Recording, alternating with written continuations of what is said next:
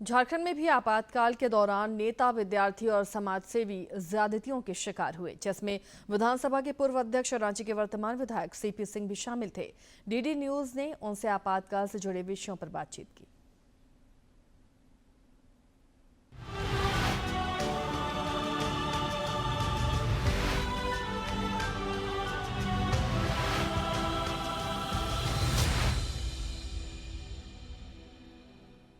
आपातकाल का वो दौर सीपी सिंह जी के जेहन में आज भी याद है। रांची के ये विधायक हैं और उस दौर में क्या कुछ यातनाएं इन्हें सहनी पड़ी थी, जरा इनके जुबान से खुद ही सुनते हैं। सर, किस तरह का अनुभव रहा? देखिए, 25 जून की अर्धरात्रि को आपातकाल लगा। उसके पहले से छात्र आंदोलन में सक्रिय रहने के कारण और अखिल भारतीय विद्यार्थी परिषद का नगर प्रमुख रहने के कारण एक्टिव था। जब सुबह में पता चला कि देश में आपातकाल लागू हो गया है, तो सच्चाई ये है कि आपातकाल का मायने ही नहीं मालूम था कि आपातकाल होता क्या है। लेकिन जब मैंने देखा कि किस प्रकार से जुल्म होना शुरू हो गया, लोगों को ज़बरदस्ती पकड़ पकड़ कर नसबंदी कराना शुरू कर दिया गया, और श्रीमती इंदिरा गांधी को मैं आज भी मानता हूँ कि एक कायर और तानाशाह महिला थी। चूँकि इलाहाबाद हाई कोर्ट से जब उनकी चुनाव को रद्द कर दिया गया, तब उन्होंने आपातकाल लागू कर दिया। तो 25 जून के शाम को हमारे यहाँ पर कृपा प्रसाद सिंह और उमा शंकर केडिया है, उन्होंने कहा कि 26 जनवरी को डॉक्टर जगन्नाथ मिश्रा झंडोत्तोलन करने के लिए मोराबादी मैदान आएंगे और हम लोग को वही पर्चा लोकवाणी बांटना है। तो मैं बांटने लगा। पब्लिक जो लौट रही थी झंडोत्तोलन के बाद, 4-5 पंपलेट बच गए थे।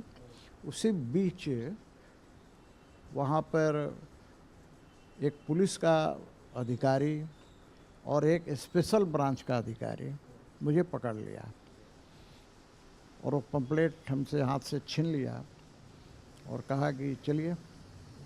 तो जो उसमें स्पेशल ब्रांच के जो अधिकारी थे, उन्होंने पूछताछ किया। मैंने कहा कि मैं विद्यार्थी हूँ, बीकॉम का विद्यार्थी हूँ। तो उन्होंने कहा कि छोड़ दीजिए, विद्यार्थी है। लेकिन वो दरोगा जी बोला, ना इंदिरा गांधी के खिलाफ ये पंपलेट बांट रहा।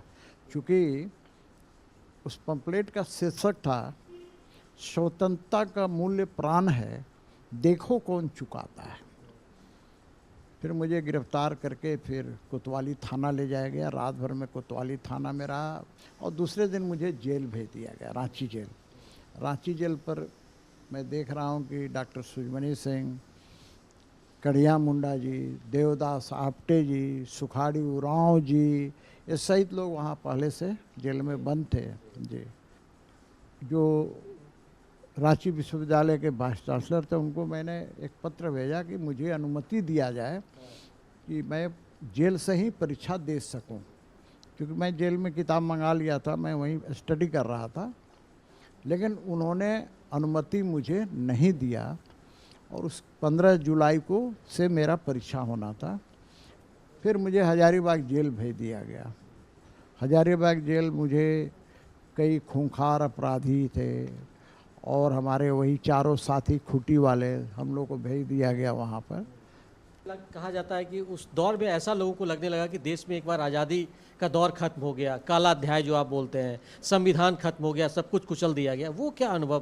भाई, अनुभव तो यही था ना कि उस समय छात्र थे उस समय? मैं छात्र था। सच्चाई है कि मैं इमरजेंसी क्या चीज़ होता मैं जानता ही नहीं था। लेकिन इमरजेंसी में जब लोगों को देखने लगा कि भाई किस प्रकार जुल्म हो रहे हैं, बोलने की आज़ादी समाप्त हो गई। आज कांग्रेस वाले भारत का संविधान लेकर के घूम रहे हैं ना, तो उन्हें भूलना नहीं चाहिए कि उस समय दूरदर्शन पर वही दिखता था। एक डीके बरुआ थे ना, आसाम से थे, जो कांग्रेस के अध्यक्ष थे। वो कहते थे, Indira is India, India is Indira.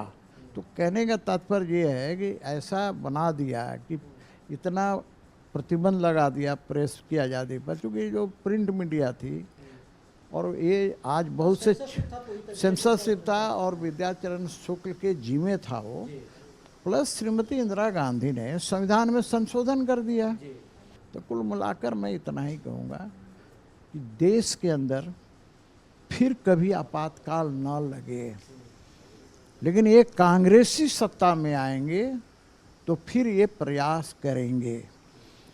इसीलिए मैं कहता हूँ कि Shrimati Indira Gandhi was note A iron lady, she was a coward lady.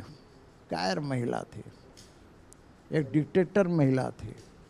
तो हम बात कर रहे थे सीपी सिंह से, जो अपने अनुभव आपातकाल को लेकर साझा कर रहे थे, और उन्होंने बताया कि किस तरीके से वो दौर था और किस तरीके से जो आज़ादी थी वो कुचली गई थी और उसे खत्म किया गया था। अपने सहयोगी सौरभ के साथ मैं दिवाकर कुमार, दूरदर्शन समाचार, रांची।